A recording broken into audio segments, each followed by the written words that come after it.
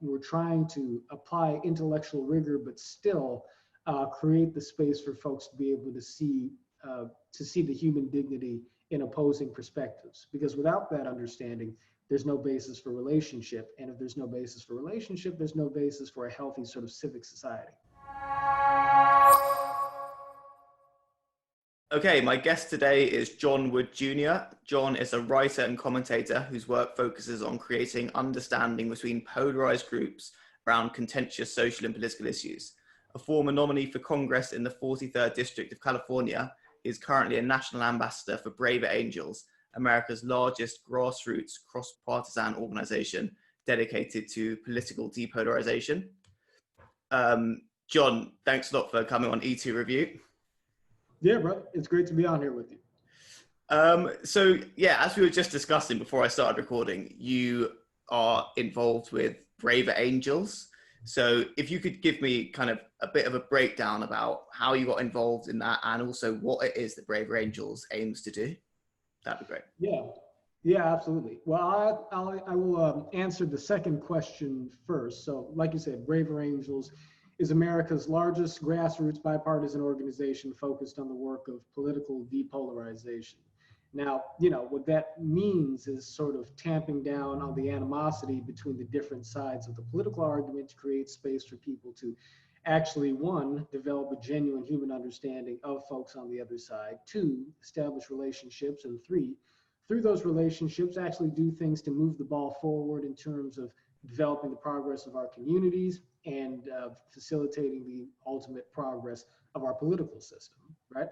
And so we do that in a variety of different ways in a number of different areas. The thing that we were originally known for was our red and blue workshops. Basically, it was this model designed by Professor William Doherty of the University of Minnesota, who's a co-founder of Braver Angels, very prominent family therapist, where we take small groups of folks from the right and from the left, or reds and blues, as we say in-house, bring them together not so much to argue or debate politics, but to speak from the vantage point of their own personal experience through exercises led by a moderator, to give a window into why it is the other side, why it is each side thinks the way that they do on a given set of issues.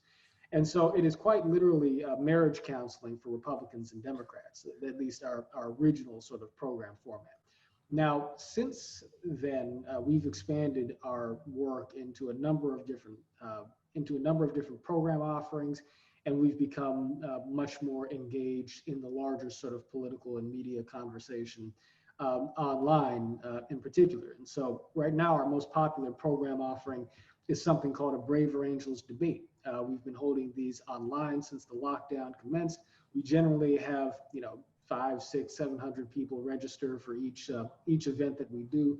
And these debates are meant to give people on, different sides of any issue the opportunity to actually debate the issue, but to do so from a vantage point that is less focused on winning or losing and more focused upon our bringing intellectual honesty into a given conversation, right? So the idea is for you to make your best case, say you want to defund the police, right?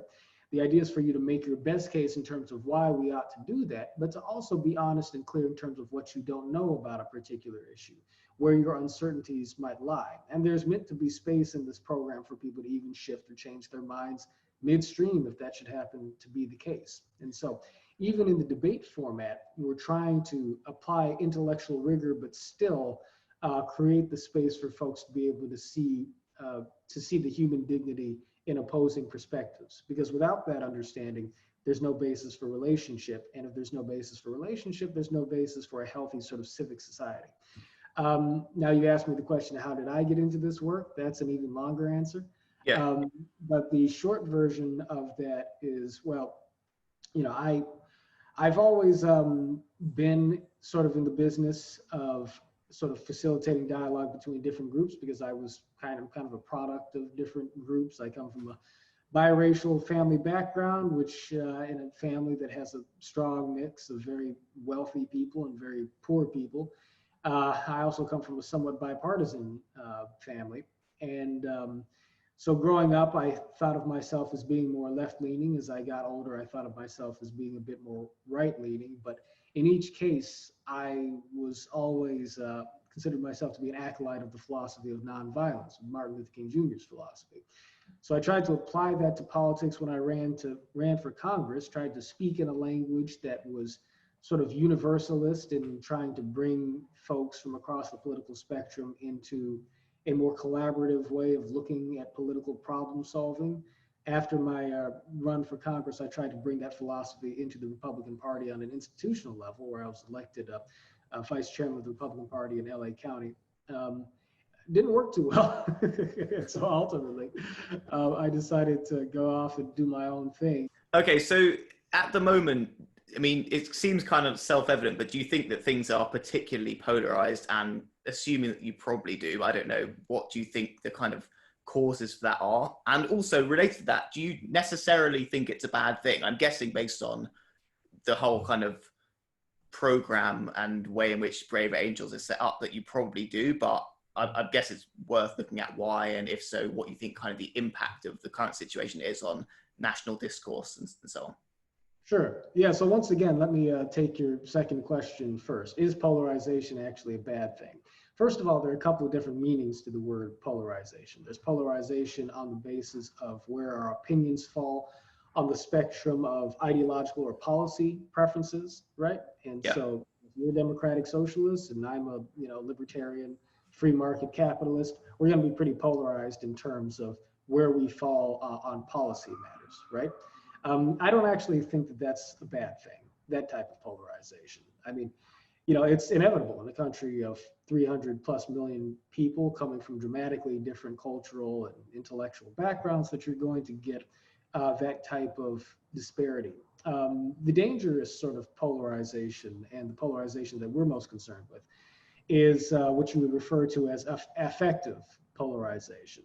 And what that is sort of the deep-seated personal animus that exists between groups of people on the basis of their political points of view. And obviously that type of polarization can exist and does exist in ethnic and religious and cultural contexts as well. And that's all increasingly relevant to the work that we're doing at Braver Angels, likewise, and myself personally, of course.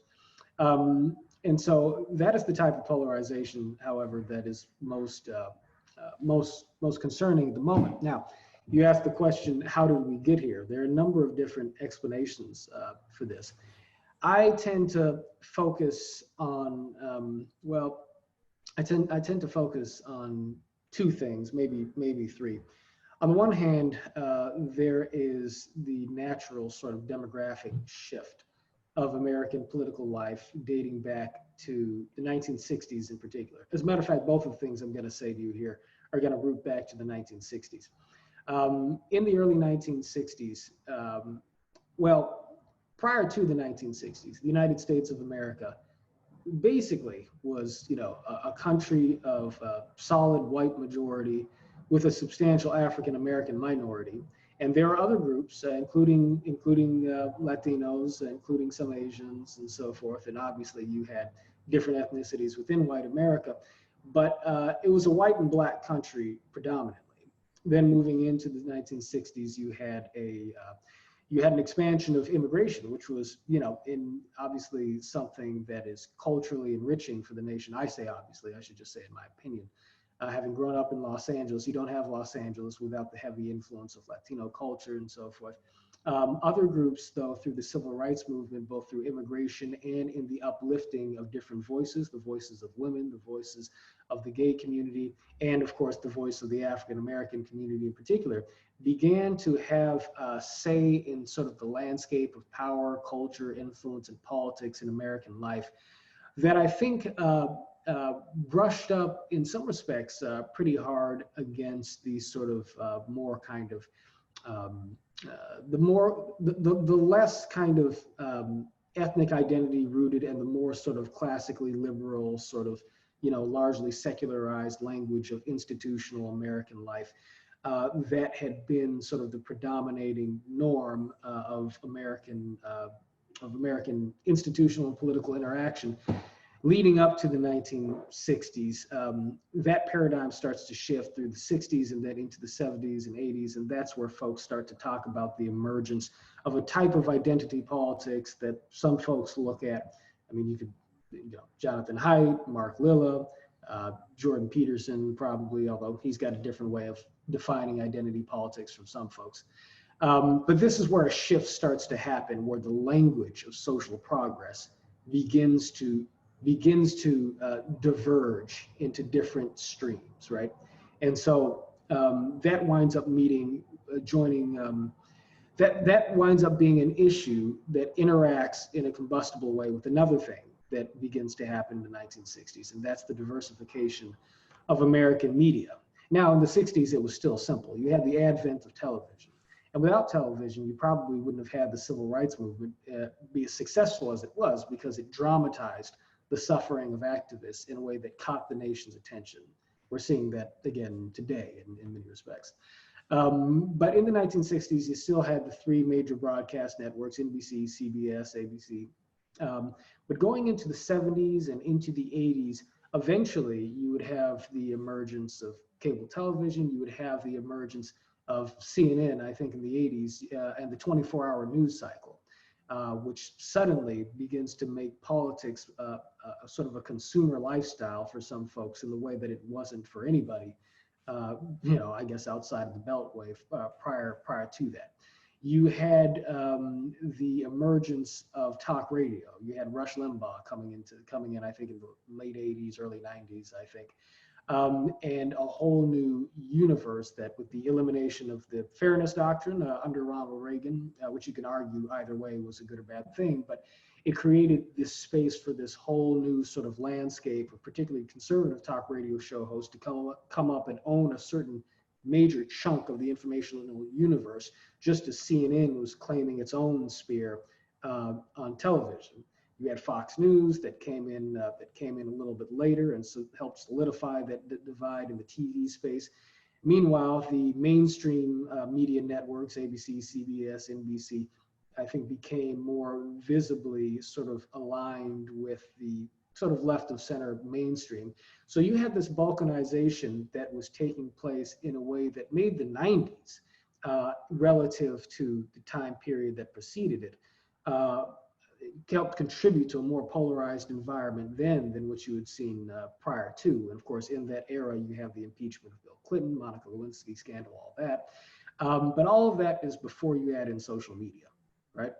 Yeah. And once you get to social media, all of the problems that you see building through that informational kind of, balkanization in the 90s suddenly goes up, degrees of magnitude in terms of now our ability to sort of fracture the informational landscape in a way that allows us to silo ourselves into cocoons of social and political input that sort of help pejorativize, if that's a word. I don't think it is, I just made it up, to help us, to help us villainize or demagogue people who fall outside of that bubble without actually getting the whole picture within it, right?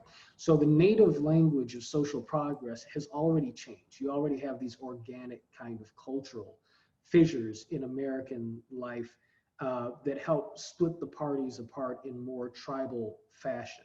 White folks went to the Republican Party in the South over time. Black folks and minorities migrated into the Democratic Party. And so suddenly it's just culturally more tribal.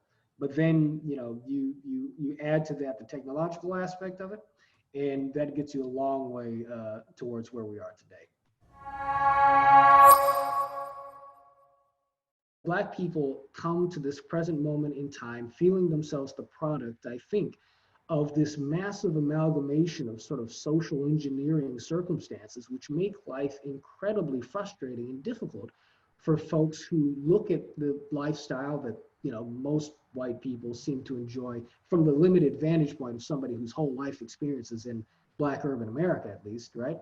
And say, well, why isn't it, why can't it be that way for us? What is, what are the things that are keeping us from being able to achieve this type of security and prosperity that other communities know? And so I don't think most people, white or Black, are able to analyze that whole situation entirely, but what folks feel is that there are factors keeping them rooted in place that need to be confronted on a systematic level, and they're right. But we just have to get the analysis right, because it doesn't mean that everybody in these systems or institutions is racist. What it does mean is that these institutions are the product of a history that has led us here, and we have to understand that history.